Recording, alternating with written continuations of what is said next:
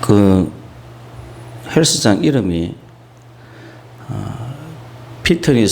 클로스핏 블루라군이네요. 클로스핏 블루라군.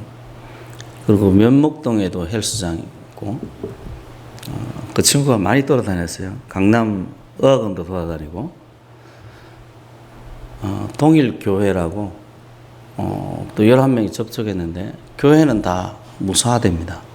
무사하고 헬스장에서 마스크를 안 끼고 헬스를 했다네. 우리 교회 헬스장 다니시는 분들 마스크 낍니까 안 낍니까? 마스크 안 쓰면 못 들어가요? 들어갈 때면 혹시 마스크 끼고 들어가고 나서 수시로 봐요?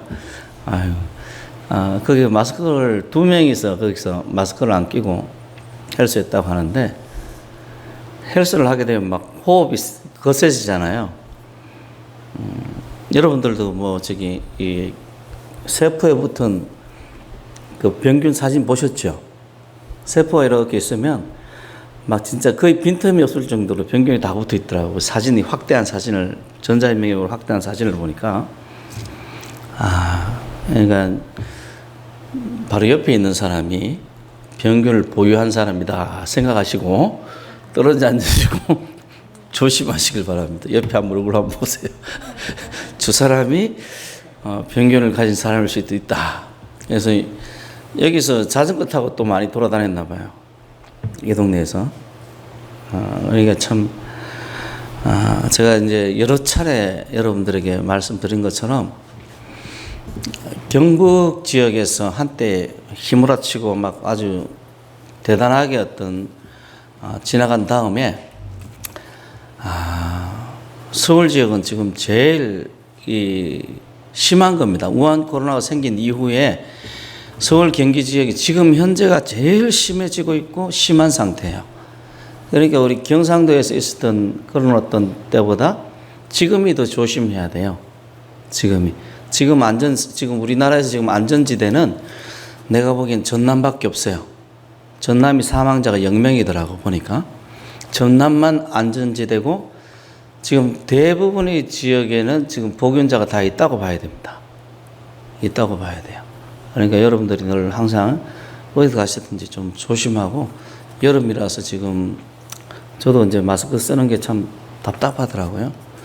그래서 교회에만 있는 게 참 행복하더라고요. 전도하러 갈 때 이렇게 하고 다니는데요. 한 번은 제가 여기 스펀지 붙은 걸 하고 갔더니 이 스펀지에 막 땀띠 날 것 같아요. 여기 스펀지에 붙어 있으니까. 이야, 너무 참 땀이 나고 힘들다. 이 하루 종일 마스크 하는 사람들은 어떠냐 하나, 참 이런 생각 들기도 하고. 여러분들이 항상 조심하십시오. 이 전염병이라 여러분에게만 끝나는 게 아닙니다. 여러분 가족들에게도 전파가 될 수 있고, 여러분들의 가정의 어르신들에게도 전파가 될 수 있어요. 그러니까 항상 조심하셨으면 좋겠어요. 자, 어쨌든 우리 11장 12절을 읽었는데, 세례 요한의 때부터 지금까지 천국은 침노를 당한다. 이 침노라는 말이 침략한다는 단어입니다. 그래서 좋은 단어는 아니에요.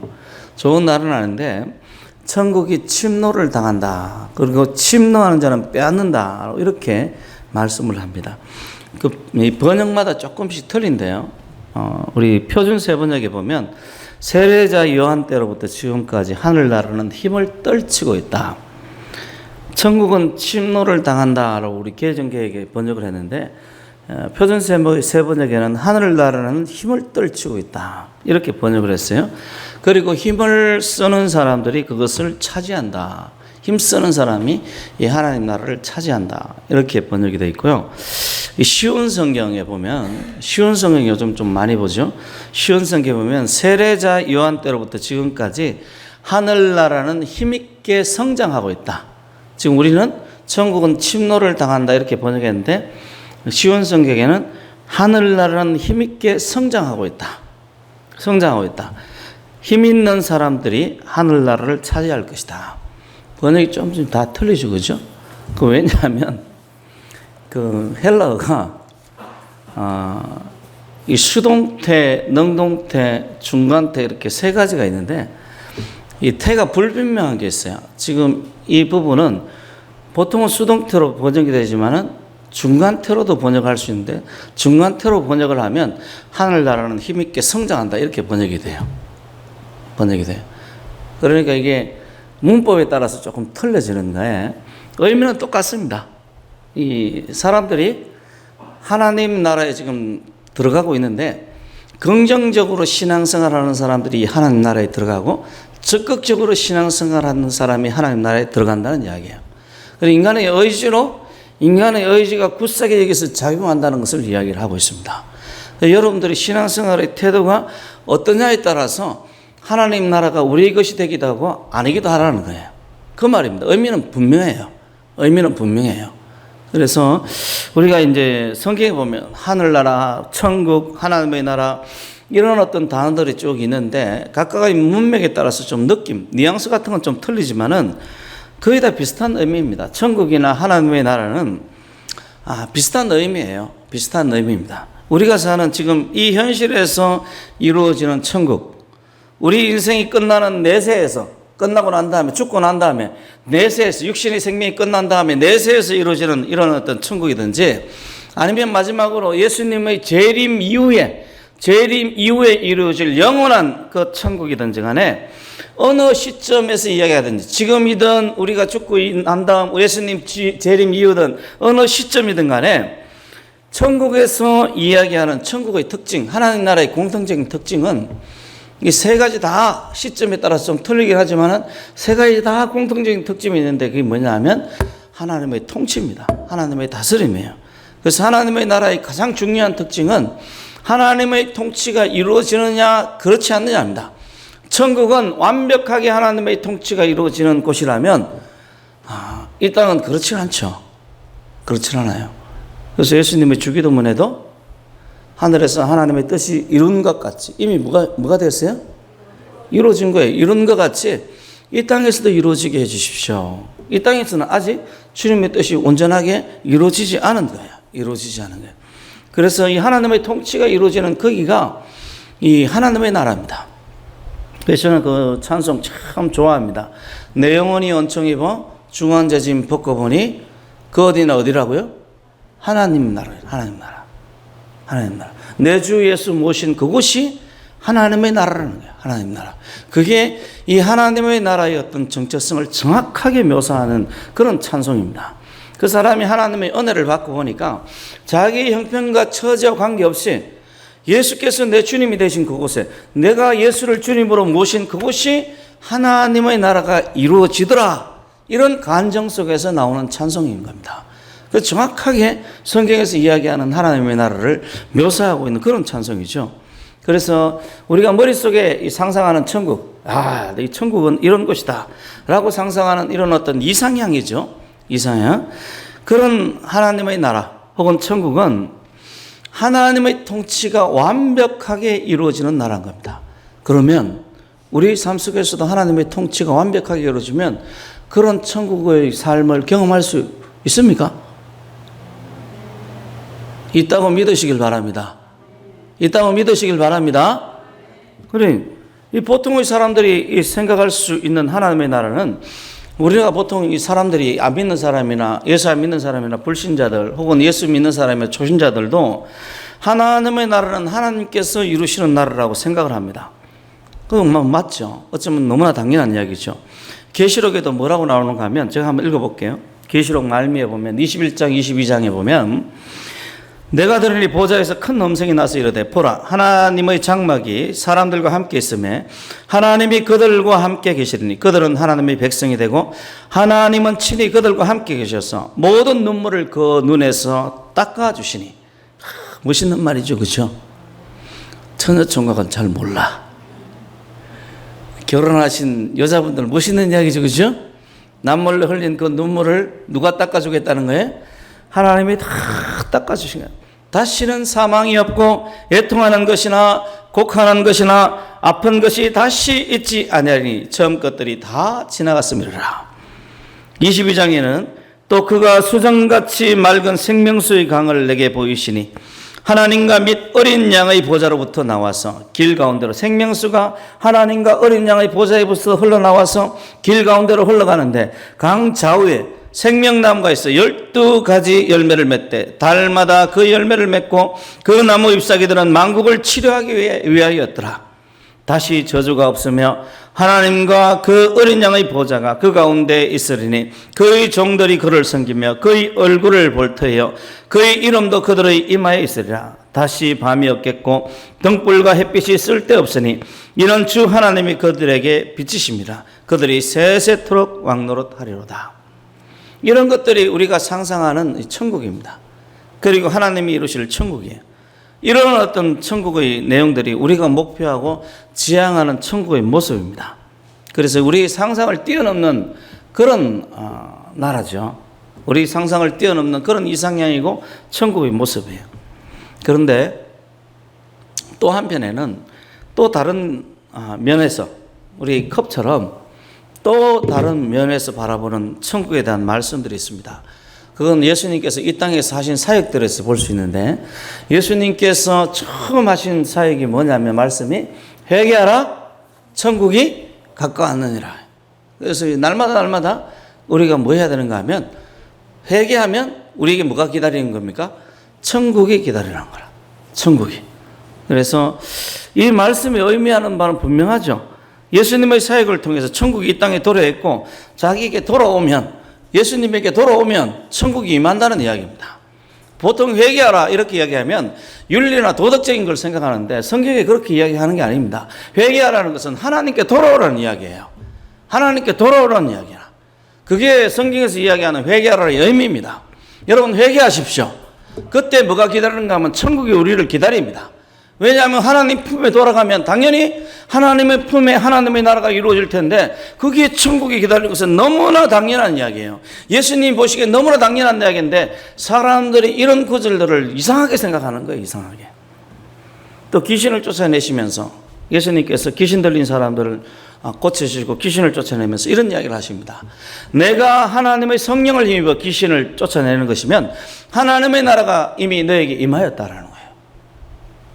성령을 통해서 귀신이 쫓겨나는 그 순간에 하나님의 나라가 그 귀신이 쫓겨난 그 자리에 이미 임하였다는 거예요. 이 말씀의 의미도 분명하죠. 지금 예수님께서 하시는 일, 귀신을 쫓아내는 이 사역들, 예수 자신을 통해서 귀신이 쫓겨나는 이 일을 통해서 그 영혼, 귀신 들린 그 영혼 가운데서 하나님의 나라가 이루어진 거예요.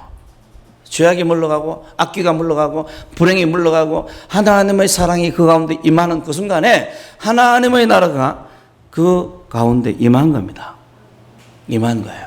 예수님께서 자신의 사역을 통해서 하나님의 나라가 임재했음을 지금 선언하고 있는 겁니다. 그러니까 하나님의 나라는 이미 이 땅에 임했습니다. 보통 뭐 신학적인 용어로 도래라고 그러죠. 도래. 하나님의 나라의 도래가 이미 임한 거예요. 임한 거예요. 예수님에게 있어서 하나님의 나라는 자신의 사역을 통해서 귀신이 쫓겨가고 질병이 물러가고 사람들이 복음을 듣게 되고 회개하고 하나님의 뜻이 이루어지는 거예요. 하나님의 능력으로 여러분 질병 치유한 경험이 있으면 거기에 하나님의 나라가 이미 그 사람 가운데 임한 겁니다. 그 사람이 하나님의 나라를 계속 유지하느냐 그렇지 않느냐는 그 다음 문제지만 우리가 고칠 수 없는 이 질병을 하나님께서 고치셨으면 이미 거기에 하나님의 나라가 임재를 한 거예요. 한 거예요. 그래서 예수님께서 말씀하셨던 하나님의 나라는 이 땅 위에서 예수님께서 사역하시는 이 땅 위에서 이루어지는 하나님의 나라입니다. 그래서 우리에게 너희는 이렇게 기도하라 라고 가르치면서 나라가 임하시오며 하나님의 나라가 이 땅에 임하게 해달라고 너희가 기도하라는 거예요. 기도하라는 거예요. 이게 몇 번째 나오는 이야기입니까? 하늘에 계신 우리 아버지요 이름이 거룩히 여김을 받으시오며 그 다음에 뭐예요? 하나님의 나라가 이 땅에 임하게 해달라는 거예요. 임하게 해달라는 거예요. 자그마치 서열 3입니다. 하나님을 부르고 제일 먼저 하나님과 나 사이의 관계부터 확인하고 그 다음에 그의 나라가 거룩한 하나님의 이름이 거룩하다는 것을 인정하고 나도 거룩하게 살 것을 그 거룩에 동참할 것을 이야기를 하면서 바로 직후부터 나오는 것이 하나님의 나라의 임재예요. 임재. 그것이 하나님의 뜻임을 이야기를 하고 하나님의 나라가 임재하게 해달라고 우리 보고 누구 보고? 우리입니다. 나 나보고 그렇게 기도하라고 시켰어요. 그것도 자그마치 세 번째. 하나님의 이름을 부르는 것, 그의 거룩한 이름, 그 다음에 하나님의 나라가 임하게 해달라고 그렇게 기도하는 거예요. 그만큼 이 기도가 중요한 기도인 거예요. 내가 일용할 양식을 달라는 그기보다 더 중요한 게 뭐냐면 하나님의 나라 임재입니다. 하나님의 나라 임재예요. 내 죄가 용서받는 것보다 더 중요한 게 뭐냐? 하나님의 나라 임재예요. 그래서 하나님 예수님께서 그 기도를 그렇게 가르치신 겁니다. 그러니까 우리도 하나님의 나라가 이 땅에서, 우리가 사는 이 땅에서 이루어지도록 하나님께 기도하고 또 그렇게 살아야 되겠죠. 그죠? 그렇게 살아야 돼요. 그리고 하나님의 나라는 하나님의 뜻이 이루어지는 것을 통해서 이루어지는 겁니다. 그래서 나라가 임하시오며 뜻이 하늘에서 이룬 것 같이 이 땅에서도 이루어지게 해달라고 그렇게 기도를 시킨 거예요. 하나님의 뜻이 이루어져야 하나님의 나라가 이루어지는 겁니다. 하나님의 통치가 이루어져야 하나님의 나라가 이루어지는 거예요. 우리가 하나님의 뜻에 순종할 때 하나님의 나라가 이루어지는 거예요. 그러면 어떻게? 어떻게 하나님의 나라를 이룰 것인가? 오늘 본문은 그 단서를 제공합니다. 우리 같이 다시 한번 12절 말씀 읽어볼까요? 시작. 세례 요한의 때부터 지금까지 천국은 침노를 당하나니 침노하는 자는 빼앗느니라. 아멘. 우리 저기 누구야, 저기? 이동욱이가 학원을 다니는데 학원 선생님들이 학부모한테 무능하다고 욕을 좀 들었나 봐요. 직접적으로 들은 건 아니겠죠. 그랬더니 동욱이가 하는 이야기가 선생님이 무능한 게 아니고 누가 무능한 거예요? 학생들이 공부를 안 해서 학원에서 허구한 날 놀고 있고 선생님 가르침 듣지도 않으니까 성적이 올라갈 수 있습니까? 하나님도 그렇게 안 하셔요, 그거는. 그래서 동욱이가 그 이야기를 했다고, 동욱이 엄마가 나한테 이야기를 하더라고. 동욱아, 맞냐? 너 그렇게 이야기했어? 직접 물어봐야지. 한 달이 걷는 것은 믿을 수가 없어요. 그게 정답이거든. 동욱이가 제가 그래도 생각이 바르게 가지고 있는 거예요. 그 당시에 나이 또래 애들이 유행하는 게 뭐냐면, 우리 선생님 되게 못 가르쳐. 이러면 친구한테 이야기 하잖아요. 그 친구가 다른 친구 이야기를 듣고, 우리 선생님 못 가르치구나. 그 선생님 뭐를 가르치면은 배워요, 안 배워요? 못 가르치는 선생님 이야기 들으면 무슨 소용이 있어요. 그 친구가 옮기게 들어보면 그 소문 때문에 능력 있는 선생님이 무능한 선생님으로 전락을 하는 거야. 대개 애들이 그러다가 끼리끼리 모여서 다른 학원 가서 또 다른 학원에서 끼리끼리 놀다가 또 다른 학원에서 또 끼리끼리 놀다가 학원 분위기만 망치고 그러면서 학교 다니면서 농땡이 치다가 나중에 후회를 하는 거예요. 그런데 동욱이가 그 이야기 했다고 그래서 이거 참 많이 컸다 내가 보면서 그래 지가 공부해야지. 선생님이 중요하긴 하지만은 선생님은 방향만 가르쳐주는 겁니다. 인생은 내가 사는 거예요. 공부는 그 학생이 당사자가 해야 되는 겁니다. 누가 대신 해줄 수 있는 게 아니에요. 선생님이 가르쳐주면 그 가르침을 받고 본인 학생이 공부를 열심히 해야 되지. 선생님 못 가르쳐 이러는 순간에 그 학생 인생 끝난 거야. 그런 학생치고 제가 공부 잘하는 인간들을 못 봤어요. 한 번도 못 본 일이 없어요. 저도 학원 하면 경력이 있는 사람 아닙니까? 동호가, 그치? 재수했잖아 내가. 경력 있는 사람 그런 친구들을 많이 봤어요. 공부를 안 하고 허구한 날 옆에서 뒷담화만 하고 있고 어느 선생님이 어떻고 저런 선생님이 어떻고 막 이러면서 뒷담화가 있는데 그런 친구 치고 공부 잘하는 친구를 한 번도 본 일이 없습니다. 공부할 때는 공부해야죠. 오늘 이 말씀은 그 단서를 보여주는 거예요. 천국은 침노를 당하느니 침노한 자는 빼앗는 자다.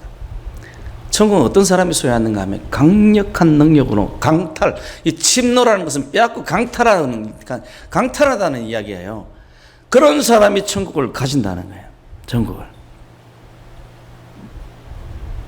우리가 많은 해석될 여지가 있지만 역본마다 해석되는 이 본문마다 동일한 의미를 다 이야기를 합니다. 이미 천국문은 열려 있고요. 이 천국에 누가 들어가는가 하면 이 천국을 소유하기 위해서 강력하게 나아가는 자들이 이 천국을 소유하게 된다는 의미입니다. 신앙생활을 어떻게 하라는 이야기예요? 강력하게 하라는 이야기예요. 적극적으로 하라는 이야기입니다. 힘있게 하라는 이야기예요. 하다못해 기도를 해도요, 강하게 부르짖는 자에게 하나님의 능력이 임하고 하나님의 은혜가 임합니다. 기도하는데 졸다가 깨다가 주여, 졸음 때문에 주여 하기도 힘듭니다. 주여 이러면서 그게 무슨 하나님의 은혜가 임하겠어요? 주여 하는 사람들에게 하나님의 은혜가 임합니다. 하나님의 은혜가예요. 신앙생활 적극적으로 하는 사람들에게 은혜가 임해요. 왜 정강원 목사의 가운데 이 성령이 그렇게 역사하시는가? 그 사람 신앙생활을 보면 굉장히 적극적입니다.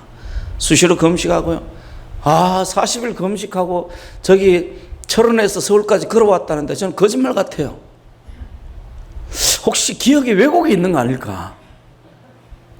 멀쩡한 사람도 거기서 철원에서 서울까지 걸어오는 게 가능합니까? 물론 도시락 싸고 돌고 오면 되게 하지만은 그 몹시나 힘든 일 아닙니까? 근데 40일 금식하고 그게 내가 묻고 싶어요. 전 목사님하고 친하면 전 목사님 혹시 착각하신 거 아닙니까? 혹시 그 철원에서 거기 어디야 포천까지는 얼마 안 되거든요. 철원에서 포천까지 오셔가지고 버스 타고 오신 거 아닙니까 혹시? 그걸 혹시 너무 옛날 일이라 한 50년 전 일이라 혹시 기억에 왜곡이 일어나지 않았습니까? 왜냐하면 저도 자주 그러거든요. 자주 그래서 좀 묻고 싶을 정도로 그렇게 신앙생활을 적극적으로 한 거예요. 그러니까 하나님 역사하시는 겁니다. 천국문은 열렸습니다. 두드리십시오. 두드리십시오. 여러분 손가락이 다 부서지도록 두드리시길 바랍니다. 그때 하나님께서 천국문을 여시고 우리에게 하나님의 은혜를 한량없이 부어주시는 거예요. 한량없이. 그런 사람이 믿음이 충만하고요. 그런 사람을 통해서 하나님의 능력이 나가고요. 그런 사람이 기도하면 질병이 치료받고 그런 사람이 이 하나님 앞에 기도하면 귀신이 물러가고 하나님의 나라가 그 속에 이루어지는 거예요. 이루어지는 거라. 많은 사람들이 예지와 이정을 이야기하고 하나님의 선택을 이야기를 합니다. 저도 그런 사실을 확실하게 믿습니다. 하나님께서 구원 얻을 자를 택하시고 그들을 하나님의 나라로 반드시 인도할 줄 저는 믿습니다. 그런데 이야기에 난점이 있다고 그랬어요. 무슨 난점인가 하면 이 예지와 이정은 하나님의 관점입니다. 우리는 모른다는 거예요. 우리는 몰라요. 누가 예지되어 있고 예정되어 있고 누가 선택받았는지 누가 구원 얻는 사람인지 나는 모릅니다. 내가 어떻게 합니까? 나는 하나님이 아닌데. 예지와 예정은 누구만 아는 거예요? 하나님만이 아는 겁니다. 하나님만이 아는 거예요. 그래서 나는 분명히 하나님의 선택과 예정을 믿지만은 문제는 모른다는 게 문제예요. 그러면 예지와 예정의 선택을 믿는다 할지라도 내가 모른다면 그건 다른 사람에게 적용할 수 있습니까? 없습니까? 나에게는 적용할 수 있겠죠. 내가 선택받았구나. 그런데 저 사람은 저 박지혜가 하나님 앞에 선택받았어. 이렇게 적용하면 됩니까? 안 됩니까? 선택받았으니까 박지혜 네 마음대로 살아. 하나님이 선택했으니까 너는 구원받을 거야. 이건 말이 안 되는 소리잖아요. 나는 몰라요. 나는 몰라. 그리고 오늘 본문은 우리의 관점에서 알 수 있는 확실한 이야기를 하고 있습니다.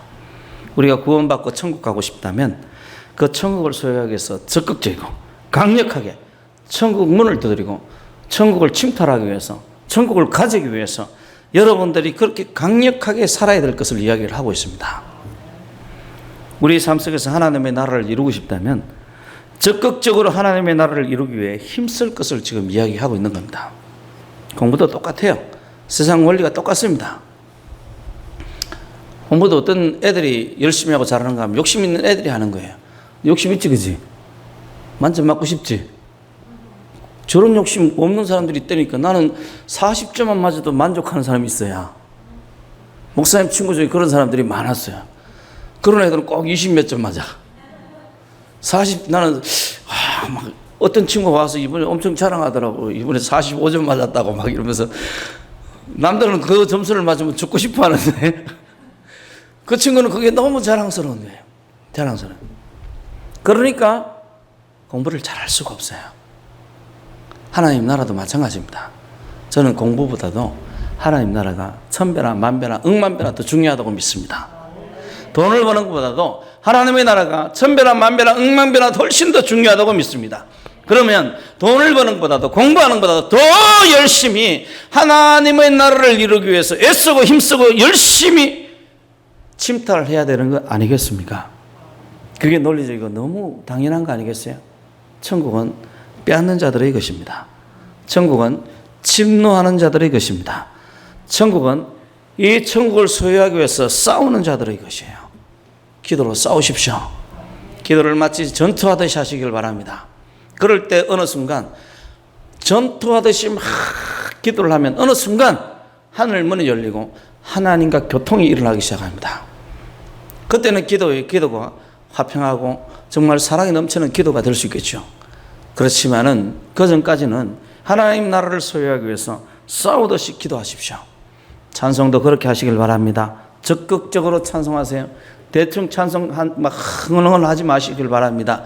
정말 하나님이 내 앞에 이 찬송을 듣는 것처럼 하나님 앞에 가장 아름다운 찬송을 드리기 위해서 찬송을 싸우듯이 그렇게 찬송하시길 바랍니다. 전도도 그렇게 하십시오. 적극적으로 하시길 바랍니다. 하나님의 능력으로 여러분들이 싸워나가시고 승리하시길 바랍니다. 싸워서 쟁취하는 거예요. 하나님 나라는 싸워서 쟁취하는 겁니다. 싸워서 승리하는 거예요. 승리하는 거예요.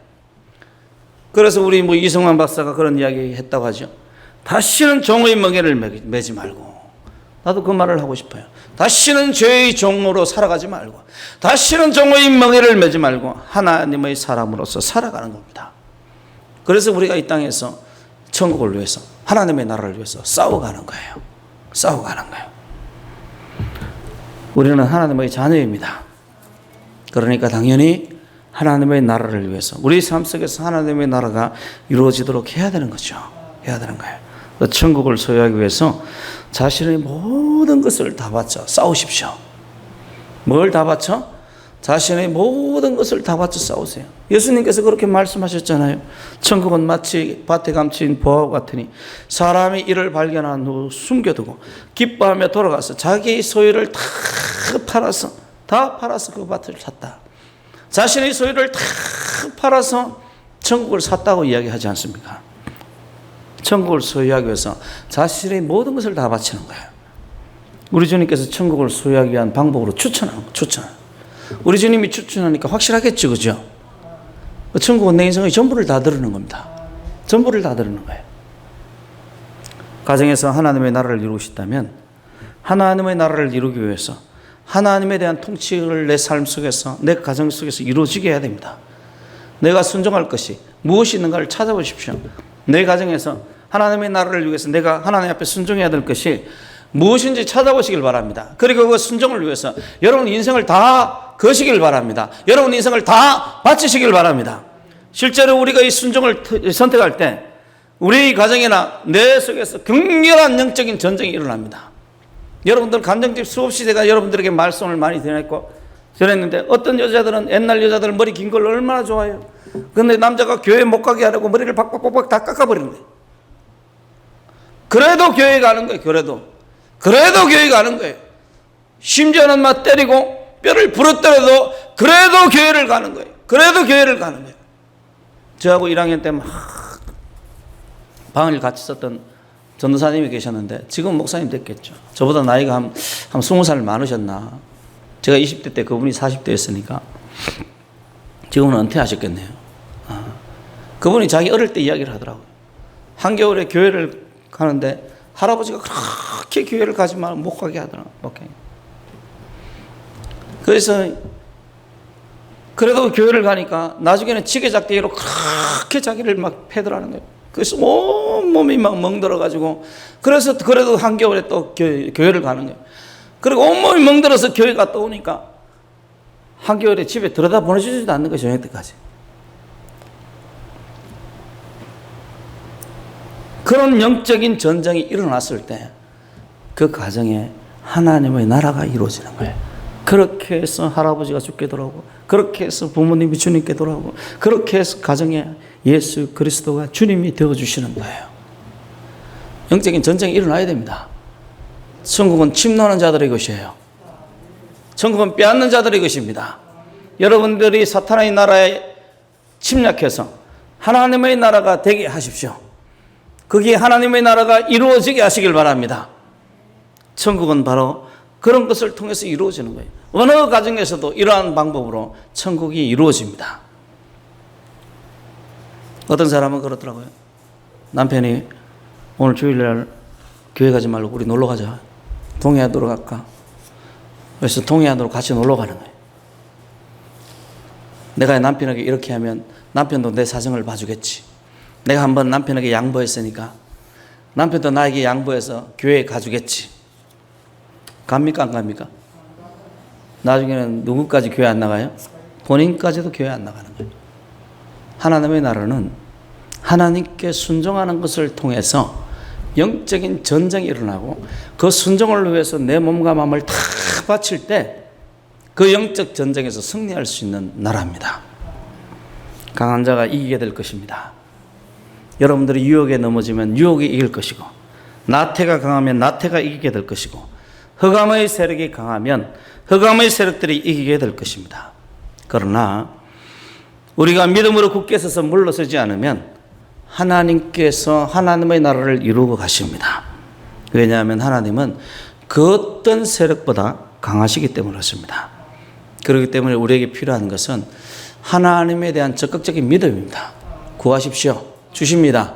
두드리십시오. 열립니다. 찾으십시오. 그러면 찾으실 줄로 믿으시길 바랍니다. 그런 믿음이 하나님의 역사를 불러일으키는 거예요.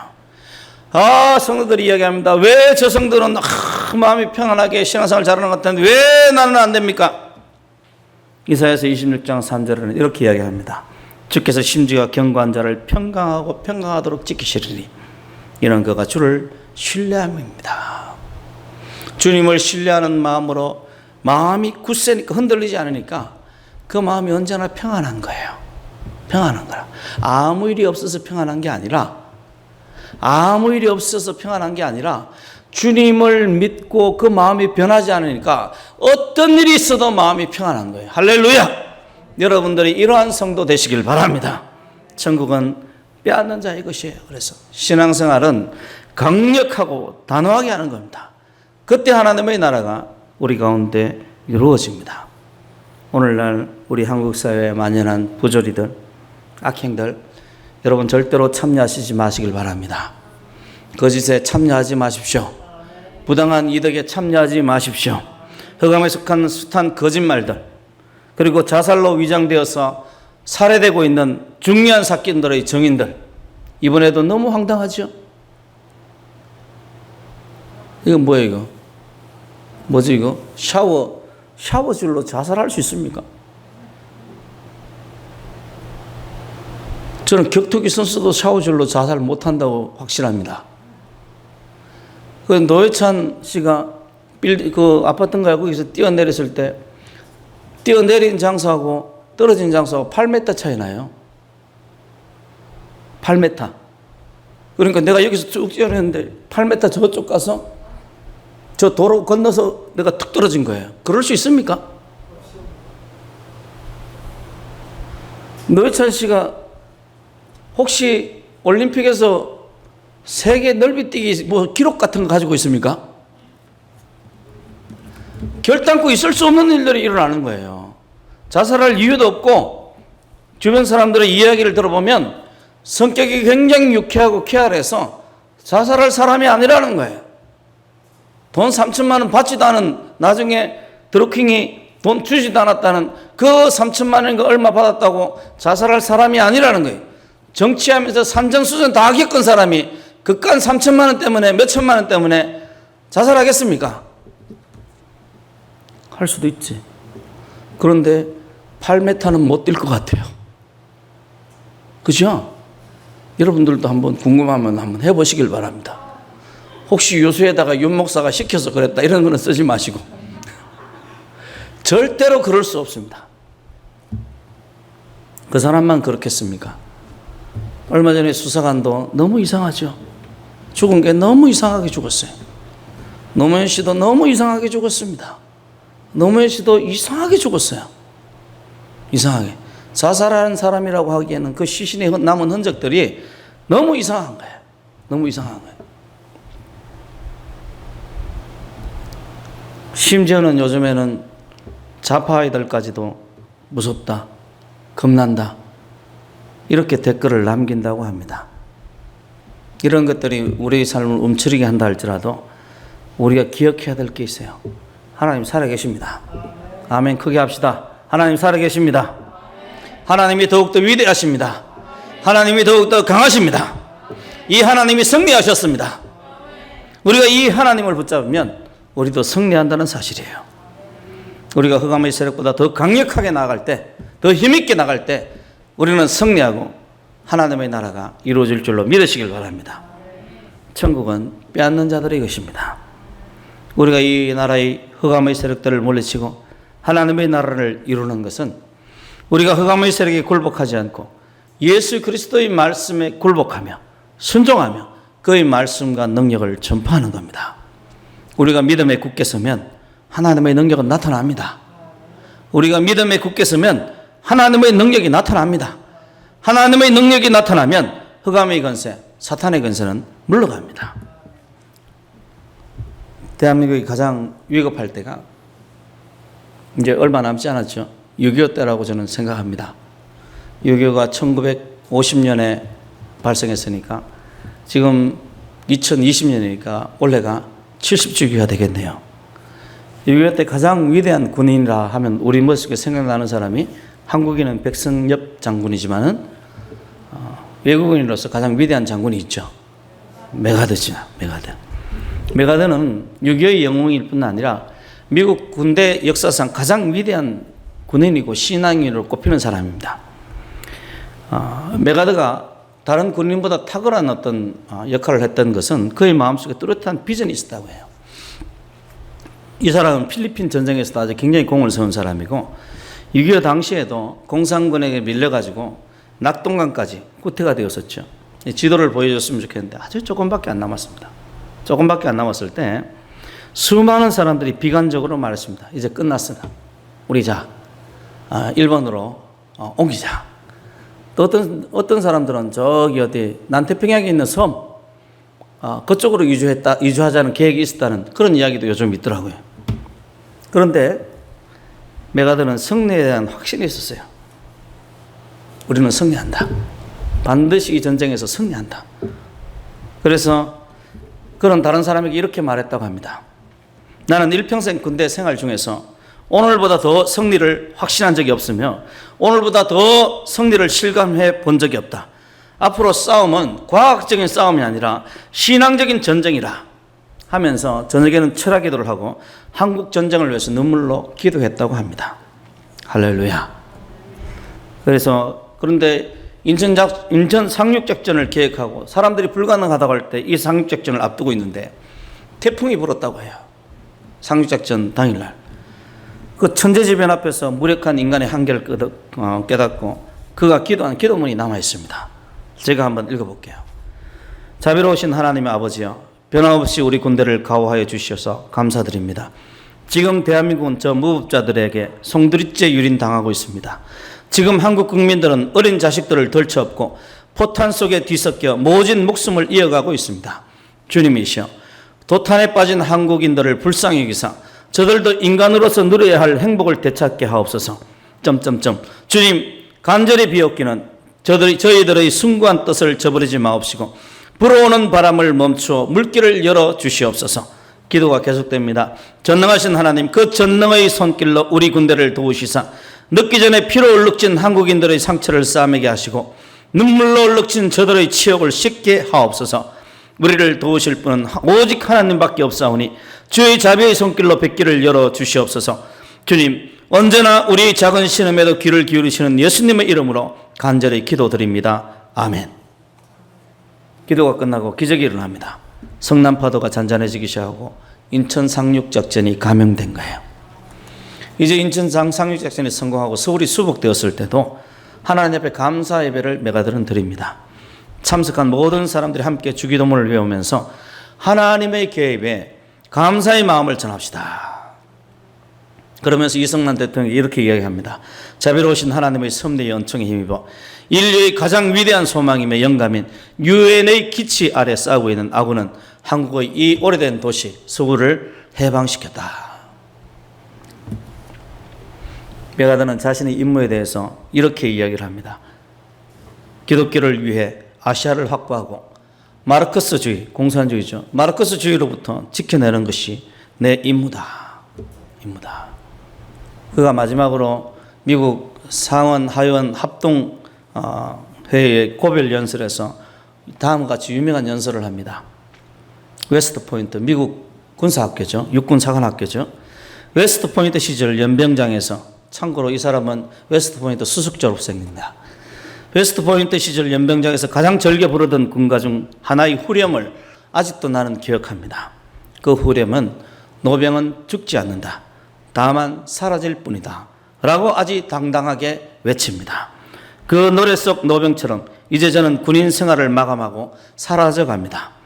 하나님의 은총으로 사명을 깨달았으며 그 사명을 완수하려 애쓴 한 노병으로 말입니다.